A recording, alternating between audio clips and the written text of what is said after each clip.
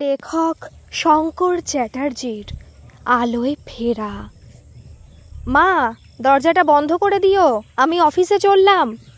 চেঁচিয়ে কথাগুলো বলল চন্দ্রিকা, যাতে কাজে ব্যস্ত মা পূর্ণিমা দেবীর কানে যায়।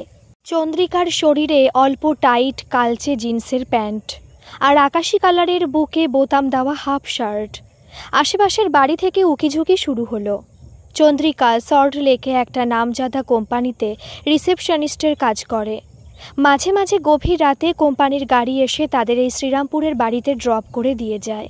দেখতে শুনতে সুন্দর, কথাবার্তা স্মার্ট 24 বছরের চন্দ্রিকাকে দেখলে যে কেউ ক্রাশ খাবে। পাড়ার ইয়াং ছেলেগুলো ওকে দেখার জন্য হামলে পড়ে, সেটাও ভালোভাবেই জানে। এমনকি বয়স্কগুলোর চোখে লালসাসে লক্ষ্য করেছে, কিন্তু ও কাউকে পাত্তা দেয় না। ওকে নিয়ে যে পাড়াতে আর সব বাড়িতে আলোচনা চলে সে কথা ওর বাবা মা পর্যন্ত জানে। পাড়ার মহিলা মহলের আড্ডাটা বসে রোজ দুপুরে মিত্র বাড়ির বৈঠকখানায়। মহিলারা আড্ডাটা মিস করে না। বাদ পড়লে কখন তাকে নিয়েই সমালোচনা শুরু হয়ে যাবে হয়তো। পূর্ণিমা জানে ওখানে হাজিরা দেওয়া মানে ওদের মনে কষ্ট দেওয়া, কারণ তার সামনে তাদের বাড়ি নিয়ে রগরগে আলোচনা আর করা যাবে না। প্রথম প্রথম ওই আসরে যেতেন, কিন্তু তার মেয়েকে নিয়ে প্রশ্নের ঠেলায় আরও মুখ হয় না। বাবা সুদীপ বাবুও পরনিন্দা পরচর্চা মোটেই পছন্দ করে না। তাছাড়া নিজের মেয়ের উপর অগাধ বিশ্বাস তাদের। তবু মেয়ের বিষয়ে নানাবিধ সমালোচনা ঠাড়ে ঠোড়ে কানে এসে পৌঁছয়। সেসব নিয়ে কতজনের সঙ্গে ঝগড়া করবে। পাড়ার কাকিমা কলাবতী, উদ্ভট নামের জন্য ওকে পাড়ার অনেকে চেনে। যেচে এসে পূর্ণিমাকে গল্পের ছলে চন্দ্রিকা চলন বলন নিয়ে মহিলা মহলে কি আলোচনা হয় শুনিয়ে দিয়ে যায়। তারপর পূর্ণিমার এক আড্ডা মন্তব্য রংচড়িয়ে আড্ডার আসরে সবিস্তারে রসিয়ে রসিয়ে বলে। পূর্ণিমা দুই একবার সেই সব কথা মেয়েকে বলতে গিয়ে স্বামী আর চন্দ্রিকার মুখ ঝামটা খেয়েছে। এদিকে কলাবতীকে এড়িয়ে গিয়েও কোনো লাভ হয় না। নাছোড়বান্দা মহিলা, এসব করে কি যে আনন্দ পায় কে জানে। সেদিন কলাবতী পূর্ণিমাদের বাড়ি সকালের দিকে এসে হাজির। সবে মেয়ে আর স্বামী অফিস বেরিয়েছে। কলাবতীর চোখে মুখে মেয়েকেই দুশ্চিন্তার ছাপ। আগে একটু জল খাওয়াও তো পূর্ণিমা, তোমাকে নিজের বলে ভাবি বলে পাড়ার চোখ বাঁচিয়ে এখানে আসা। কথাটা খুবই চিন্তার বলে এলাম।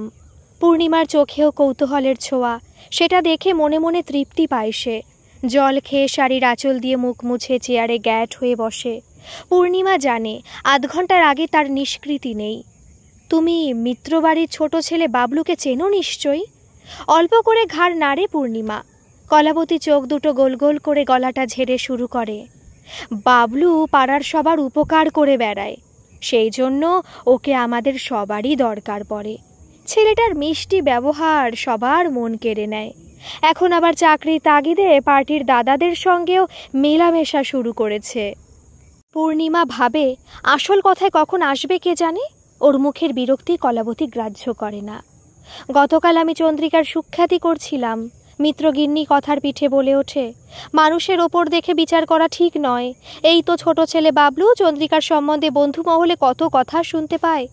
আমি কি কোনোদিন সেই নিয়ে ওদের দেমাকি বাপ মায়ের কাছে কিছু বলতে গিয়েছি, না তোমাদের বলেছি? চেয়ারে ঠেসান দিয়ে পূর্ণিমার মুখের ভাবটা লক্ষ্য করে সে। পূর্ণিমার কপালে ভাঁজ পড়েছে দেখে আনন্দ উপভোগ করে। এই তো ওষুধে ধরেছে, যতই হোক মা তো। কি কথা শুনতে পায়? প্রশ্ন করল পূর্ণিমা। ওর প্রশ্নে দ্বিগুণ উৎসাহে তার মোটা মোটা হাত দুটো নেড়ে বলতে শুরু করে। বাবলু জেনেছে চন্দ্রিকা আদৌ কোনো বড় কোম্পানিতে কাজ করে না। প্রথমে উইপ্রোতে ঢুকেছিল, কিন্তু গত মাসে তার চাকরি চলে যায়।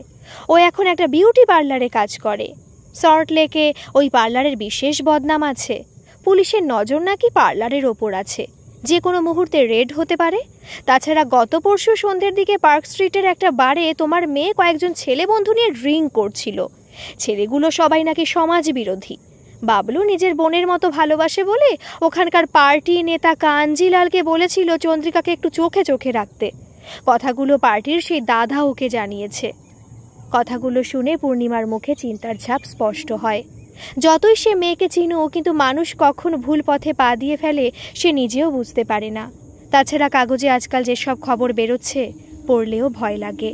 কয়েকদিন হলো মেয়েকে গাড়ি থেকে নামতে দেখেনি। শুকনো মুখে পূর্ণিমা বলে, ঠিক আছে, আজ অফিস থেকে মেয়ে ফিরুক, জিজ্ঞেস করছি। অফিস?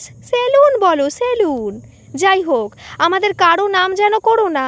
তোমার মেয়ে আবার না ওই সব ওয়াগান ব্রেকার ছেলেদের বাবলুর নাম না করে বসে। উপকারী ছেলেটা ওদের হাতে শেষ পর্যন্ত প্রাণটা না খোয়ায়। উঠে দাঁড়ালো কলাবতী। যাই গো, ওদিকে ঘরে অনেক কাজ পড়ে আছে। প্রতিবেশী বলে লুকিয়ে তোমায় জানিয়ে গেলাম। এরপর মেয়েকে শাসন করা তোমাদের ব্যাপার। মোটা শরীরটা চেয়ার থেকে উঠিয়ে এদিক ওদিক তাকাতে তাকাতে চলে গেল। পূর্ণিমা মেয়েকে বিশ্বাস করলেও দিনকালটা বিশ্বাস করে না। কত রকম লোক বদ সুযোগের সন্ধানে চারিদিকে ঘুরে বেড়াচ্ছে। এদিকে মেয়েও তার যথেষ্ট সুন্দরী।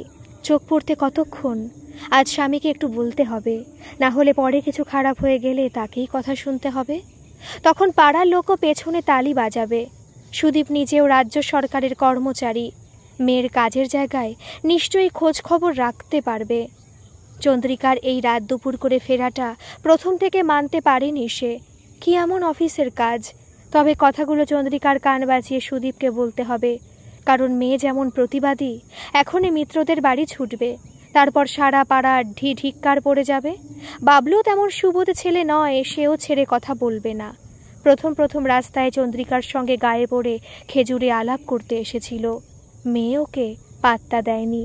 হয়তো সেই কারণেও গায়ের ঝাল মেটাবার জন্য বানিয়ে বানিয়ে বলে বেড়াচ্ছে। পূর্ণিমা দুপুরের দিকে সুদীপকে ফোন করে, তারপর সব কথা তাকে জানায়। সব শুনে স্বামীও চুপ করে যায়। তারপর বলে, ওর অফিসের নম্বরে ফোন করে কথাটার সত্যতা যাচাই করে নিচ্ছি। এক্ষুনি মেয়েকে কিছু বলতে যেও না। ফোন রেখে পূর্ণিমা ভাত ঘুম দেবার চেষ্টা করেও বিফল হলো। মনের ভেতর একটা বিপদের ছবি ভেসে উঠছে। যদি বাবলুর কথা কিছুটা সত্যি হয়, তাহলে আর ভাবতে পারে না। বিছানায় উঠে বসে। মেয়ের চাকরি করা পূর্ণিমার কোনোদিনও ইচ্ছে ছিল না, কিন্তু মেয়ে আর বাবার ইচ্ছে। সুদীপ বলেছিল আজকালকার মেয়েদের স্বাবলম্বী হওয়া উচিত, তাই মায়ের সেকেলে চিন্তাধারা ধোপে টেকেনি। এখন বোঝো? মনে মনে ঠাকুরকে ডাকে পূর্ণিমা। কলাবতীর সব মন গড়া কথা বাড়ি বয়ে এসে বলে যাবে। চিন্তার ভূত পূর্ণিমাকে ক্রমশ জড়িয়ে ধরতে থাকে। একবার ভাবে মেয়েকে ফোন করে আসল সত্যটা জেনে নেয়, তাহলে অন্তত মাথাটা শান্ত হয়। পরক্ষণেই বরের কথা মনে পড়তে ইচ্ছেটাকে দমন করে নিল। সন্ধেবেলা সুদীপ অফিস থেকে বাড়ি ফিরল। মুখটা থমথমে দেখে পূর্ণিমার বুকটা ভয়ে কেঁপে উঠল। যদি ভালো খবর থাকতো তাহলেও অফিস থেকে ফোন করে জানিয়ে দিত। তবু বাড়ি ঢুকতেই পূর্ণিমা কোনো প্রশ্ন করল না। একটু মুখ হাত ধুয়ে পাখার নিচে বসে মানুষটা ঠান্ডা হোক। কিন্তু সুদীপ সেসব না করে গম্ভীর গলায় বলল, তোমার মেয়ের ওই চাকরিটা চলে গেছে। এখন তোমার মেয়ে হয়ে গেল। মনে মনে ভাবে সে, চাকরি করতে কে মেয়েকে পাঠিয়েছিল? পূর্ণিমা। চাকরি নেই, তাহলে প্রতিদিন মেয়ে কোথায় যায়? তাহলে বাবলুর কথাগুলো সত্যি? শুকনো গলায় সে জিজ্ঞেস করে, তাহলেও কোথায় যায়? তোমাকে চাকরি চলে গেছে কে বলল? কোম্পানির রিসেপশনে ফোন করে জানলাম। তারপর তোমার মতো সেম কোশ্চেন আমার মাথায় এলো, ওকে ফোন করলাম। হাত থেকে অফিসের ব্যাগ টেবিলে রাখলো সুদীপ। পূর্ণিমা আর ধৈর্য রাখতে পারছে না। চন্দ্রিকা কি বলল? কণ্ঠে উত্তেজনার ভাব স্পষ্ট। আমরা নাকি দুঃখ পাবো বলে বলেনি। নিস্তেজ গলা সুদীপের। অন্যমনস্কভাবে জামার বোতাম খুলতে লাগলো। তিনি এখন কোন রাজকার্যে যায়? মনে হয় ভয়ে কেঁদে ফেলবে পূর্ণিমা। সেটা সুদীপ লক্ষ্য করে বলে ওঠে, আরেকটা ছোটোখাটো জব জুটিয়েছে সল্টলেক চত্বরে, সেলস গার্লের। মিথ্যে কথা। নিজেকে আর ধরে রাখতে পারে না সে। কলাবতী কাকিমার কথাগুলো সত্যি হতে চলেছে। হাড়ির চাল একটা টিপলেই বোঝা যায় ভাত সেদ্ধ হয়েছে কিনা। একটা যখন মিলে গেছে, অঙ্ক মিলতে বাধ্য। সুদীপ স্ত্রীর শরীরটা কাঁপা দেখে হাত দিয়ে কাঁধ দুটো চেপে ধরে। এত তাড়াতাড়ি ভেঙে পড়ো না, ও বাড়ি ফিরুক। ওকে বলবো কোনো চাকরি করার দরকার নেই। তোমার স্বাধীন চেতা মেয়ে শুনবে? বাড়ির বাইরে যে একবার পা দিয়ে রঙিন জগতের মজা পেয়েছে, তাকে ঘরে আটকে রাখা দুষ্কর। আর যে খারাপ সঙ্গে পড়েছে। পূর্ণিমা কথাগুলো আর শেষ করতে পারে না। তার স্বপ্নের ওপর যেন তুষারপাত হয়েছে। মেয়েকে নিয়ে স্বপ্নের স্মৃতিসৌধটা ভেঙে চুরমার হয়ে গেল। ভেবেছিল রাজপুত্রর মতো এক জামাই হবে, দুজনে মিলে সুখে ঘর করবে। রাগ, দুঃখ, হতাশা মিলেমিশে কান্নার জল হয়ে দুচোখ বেয়ে নেমে এলো। এত অল্পে হতাশ হয়ে পড়ো না। সান্ত্বনা দেবার চেষ্টা করে স্ত্রীকে। ওকে বাড়ি ফিরতে দাও, যা বলার আমি বলবো। আশা করি ও আমাদের কথা শুনবে। প্রতিবেশীরা একটু বাড়িয়ে বাড়িয়ে বলে, আমি হাত মুখ ধুয়ে আসছি, তোমার তো এখনও চা খাওয়া হয়নি। স্ত্রীর মনটা অন্যদিকে ঘোরাবার চেষ্টা করে সুদীপ। কিন্তু চন্দ্রিকার নামে যা রটেছে তা যদি সত্যি হয় তাহলে খুবই চিন্তার বিষয়। সেই ভয়টা কুড়ে কুড়ে খাচ্ছে সুদীপকে। একবার যদি পুলিশের ঘরে নাম ওঠে তাহলে মান সম্মান নিয়ে টানাটানি হবে। পাড়ায় যে মাথা উঁচু করে চলা তা এক নিমেষে ধুলোয় মিশিয়ে যাবে। বাড়ি ফিরলে মেয়ে যে তাদের সব ঘটনা সত্যি বলবে সেটাও যেন এখন বিশ্বাসযোগ্য মনে হচ্ছে না। ও যে কী ধরনের পাকে কতখানি এই কমাসে ডুবেছে তার আন্দাজটুকু করা যাচ্ছে না। বাবলুর ফোন নম্বর তার কাছে আছে। ফোন করার ইচ্ছেটা অফিসেও হয়েছিল, কিন্তু সে বাবলুর মতো রগবাজ 2 নম্বরই ছেলেকে হাড়ে হাড়ে চেনে। যে স্ট্যাটাসের ছেলে মেয়েদের সঙ্গে তার ঘোরাফেরা পাড়ার লয়ার গোপেশ মল্লিকের মুখ থেকে সে শুনেছে। তাদের মহলে যখন তার মেয়েকে নিয়ে আলোচনা হয়েছে সেটাই সুদীপকে ভাবাচ্ছে। এখন শেষ চেষ্টা করতে হবে চন্দ্রিকা ফিরলে মিষ্টি কথায় বুঝিয়ে বলা। কাল পর্যন্ত মেয়েকে নিয়ে গর্ববোধ হতো, এখন সেই জায়গায় দুশ্চিন্তা সারা মন জুড়ে দাপাদাপি করছে। রাত 8:30টার সময় লালবাতি জ্বলা পুলিশের একটা স্করপিও সুদীপদের বাড়ির সামনে এসে থামল। দোতলার বারান্দায় বসেছিল ওরা মেয়ের বাড়ি ফেরার অপেক্ষায়। এত জলদি ওদের দুঃস্বপ্নটা বাস্তবে পরিণত হবে কল্পনা করতে পারেনি। পাড়ার বেশিরভাগ বাড়ি থেকে উকিঝুঁকি মারা শুরু হয়ে গেছে। অ্যাম্বুলেন্স আর পুলিশের গাড়ি কারো বাড়ির সামনে দাঁড়ালে সবারই উৎকণ্ঠা হয়। তার ওপর মিত্র বাড়ির বাসিন্দাদের মতো কিছু লোক, প্রতিবেশী থাকলে তো আর কথাই নেই। সুদীপ কাপা পায়ে উঠে দাঁড়ালো। মনে হচ্ছে সারা শরীরে পক্ষাঘাত হয়েছে, আর পূর্ণিমা যেন এক মোমের পুতুল। দরজায় কলিং বেলটা বাজলো। ভাঙা গলায় সাড়া দিল সুদীপ। গলার আওয়াজটা পর্যন্ত কেউ চেপে ধরেছে। একেই গরমকাল, এই সময় পাড়া জমজমাট। সবাইয়ের নজর তাদের বাড়ির দিকে যে রয়েছে তার বলার অপেক্ষা রাখে না। তাহলে প্রতিবেশীদের কথা সত্যি বলে প্রমাণিত হলো? দরজা খুলতে একজন বয়স্ক ফর্সা লম্বা দোহারা চেহারার রাশভারী ইউনিফর্ম পরা লোককে সুদীপ দেখতে পেল। ইউনিফর্মের স্টার চিহ্নগুলো দেখে সে বুঝে গেল উচ্চপদস্থ অফিসার। তার পাশে যে স্লিম চেহারা লম্বাটে অল্প বয়সী ছেলেটা দাঁড়িয়ে আছে তার পরনেও পুলিশি পোশাক। বয়স্ক লোকটি যেন নির্দেশ দিতেই অভ্যস্ত। গুরুগম্ভীর গলায় বলে উঠল, আমরা কলকাতা পুলিশের থেকে আসছি। আমি ডিএসপি সুখরঞ্জন হালদার। আপনি নিশ্চয়ই চন্দ্রিকা ঘোষালের বাবা সুদীপ ঘোষাল? নারী নক্ষত্র একেবারে জেনেই এসেছে। সুদীপের গলাটা মরুভূমির মতো শুকনো হয়ে গেছে। বাড়ির গেটের সামনে পাড়ার অধিকাংশ লোক কুকিঝুঁকি মারছে। সেই সময় পেছনে দাঁড়িয়ে থাকা শুকনো মুখে মাথা নিচু করে দাঁড়িয়ে থাকা মেয়ের প্রতি দৃষ্টি পড়ল সুদীপের। একেবারে আসামিকে সঙ্গে করেই নিয়ে এসেছে, কিন্তু এখানে কেন? সুদীপ চাইছে না বাইরে দাঁড়িয়ে কথাবার্তা চলুক পাড়া প্রতিবেশীদের সামনে, তাই বলে উঠল, আপনারা ভেতরে আসুন। ইতিমধ্যে পূর্ণিমাও নেমে এসেছে, যেন জীবন্ত একটা লাশ। ওরা ভেতরে আসার সাথে সাথে মিত্রগিন্নি, কলাবতী আরও কয়েকজন প্রতিবেশী কৌতূহলী মুখে বাড়ির ভেতর ঢুকে আসে।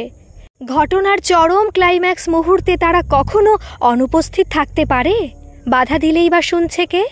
ডিএসপি আর অন্য অফিসারটার সাথে চন্দ্রিকাও ভেতরে আসতেই বাকি প্রতিবেশীরা চলে এলো। বিনে পয়সায় এত জমকালো নাটক দেখার সুযোগ চট করে পাওয়া যায় না। ডিএসপি তার শক্ত কাঁধটা ঝাঁকিয়ে বলল, আপনাদের মেয়েকে আমাদের হাতে তুলে দিতে হবে। স্বামী স্ত্রী জিজ্ঞেস করতেও ভয় পাচ্ছে তার অপরাধটা কি, কারণ অপরাধের কিছু আভাস আগেই তারা কলাবতীর কাছ থেকে শুনেছে। এরপর যদি পুলিশের মুখ থেকে আরও বিশদ বিবরণ বেরোয় তাহলে আর সমাজে বাস করাই দুর্বিষহ হয়ে উঠবে। যাদের ঘরে এরকম ঘটনা ঘটে তারাই একমাত্র বুঝতে পারে, অন্যেরা তো মজা নেয়। কই হে কালপ্রিট, সামনে এসো। চন্দ্রিকার দিকে তাকিয়ে কঠিন স্বরে বলে সুখরঞ্জন হালদার, আপনার মেয়ের কেসে সবথেকে সফলতা দেখিয়েছে ক্রাইম ব্রাঞ্চের এই উঠতি তুখোর অফিসার। আমি যতদূর জানি আপনাদের মেয়ে ভয়ে হোক বা কষ্ট পাবেন বলে আসল সত্য আপনাদের বলেনি। বললে আজ এই পরিস্থিতি হতো না, কিন্তু আজ যখন আপনি ওর কোম্পানিতে ফোন করে জানতে পারেন ওর চাকরিটা চলে গেছে, তখনও ভয়ে দিশেহারা হয়ে যায়। সে বুঝে যায় আজ তাকে বাড়িতে অনেক জবাবদিহির সামনে পড়ে আসল সত্য প্রকাশ করতে হবে। গত কয়েকদিন সে চাকরির নাম করে কোথায় যেত? সবাই চুপ করে মিস্টার হালদারের কথা শুনে চলেছে। নিস্তব্ধ লবিতে শুধু ওনার কণ্ঠস্বর গম গম করছে। সবার মনে কি হয় অবস্থা। বাধ্য হয়ে সেই অফিসারের মাধ্যমে আমার শরণাপন্ন হয়। চন্দ্রিকার একমাত্র অনুরোধ ওর সঙ্গে বাড়িতে এসে বাবা মাকে সব ঘটনা খুলে বলা। আমি জানতাম ও একজন মডার্ন স্পষ্ট বক্তা মেয়ে, কিন্তু ওর এই ভয়ের মুখ দেখে হবু শ্বশুরমশাই হয়ে কিভাবে উপেক্ষা করতে পারি? তাছাড়া আমার ছেলের অঞ্জন আর তার মায়ের অনুরোধও ফেলতে না পেরে কাজকর্ম ছেড়ে এই ক্রাইম ব্রাঞ্চের অফিসারকে নিয়ে হাজির হলাম। কেননা ইনি ক্রাইম ব্রাঞ্চের অফিসার হলেও তিনিও এই ঘটনার সঙ্গে জড়িত। হ্যাঁ, এই রঞ্জন হালদার হলো আমার একমাত্র পুত্র, যিনি গত 1 বছর ধরে আপনার মেয়ের প্রেমে পাগল। অবশ্য ও শুধু না, ওর মাও আমিও আপনাদের মেয়েকে নিজের মেয়ের মতো ভালোবাসি। এ কি, আপনাদের মুখগুলো এমন ভয়ার্থ কেন? সুদীপ আর পূর্ণিমা কি স্বপ্ন দেখছে? আচমকা যদি চোখের সামনে ঘটা দৃশ্যের আমূল পট পরিবর্তন হয়ে যায়, মানুষের মস্তিষ্ক সেটা গ্রহণ করতে কিছুটা সময় নেয় বই কি। সেই সময়টা মানুষ হতভম্ব হয়ে পড়ে। সুখরঞ্জন দুধে পুলিশ অফিসার হয়েও বুঝতে পারছেন না ওদের এই কিংকর্তব্য বিমূঢ় হয়ে দাঁড়িয়ে থাকাটা কিসের জন্য। কেননা ওনার সঙ্গে আগের দৃশ্যপটের পরিচয় নেই। তাই বলেন, চন্দ্রিকার সার্ভিস চলে যেতে আমরাই বলি, বাবা দুঃখ পেলে এখনই বলার দরকার নেই, বরং তোমার হবু শাশুড়ি বাড়িতে একা থাকে, তুমি এখানে সময় কাটিয়ে যাবে।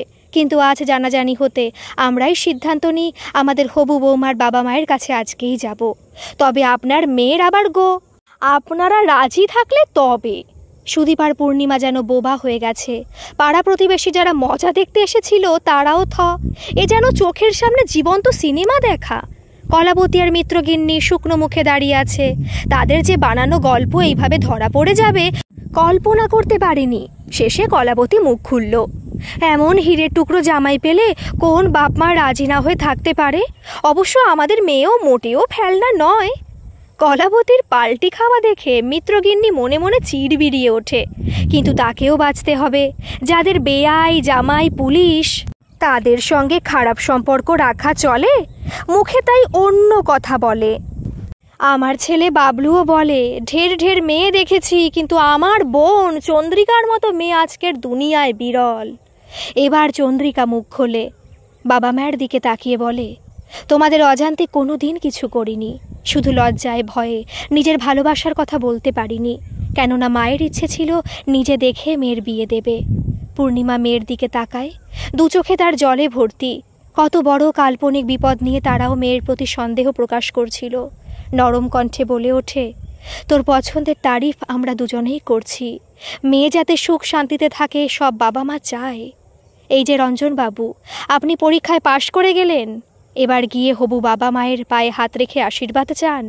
গভীর সুখরঞ্জন রসিয়ে রসিয়ে কথাগুলো ছেলের দিকে তাকিয়ে বললেন। তারপর হাত জোর করে সুদীপ আর পূর্ণিমার দিকে ফিরে বললেন, কাল সন্ধেবেলা আমাদের বাড়িতে চন্দ্রিকাকে নিয়ে আসুন, বাকি কথা ওখানে বসে হবে। সুদীপ এই প্রথম স্বাভাবিক গলায় বলল, নিশ্চয়ই যাব, তবে তার আগে এখানে একটু মিষ্টিমুখ করে যেতে হবে। প্রতিবেশীদের চরিত্র এর মধ্যে বদলে গেছে। তারা যাবার সময় বলে গেল, বিয়ের ভোজ থেকে আমরা যেন বাদ না পড়ি।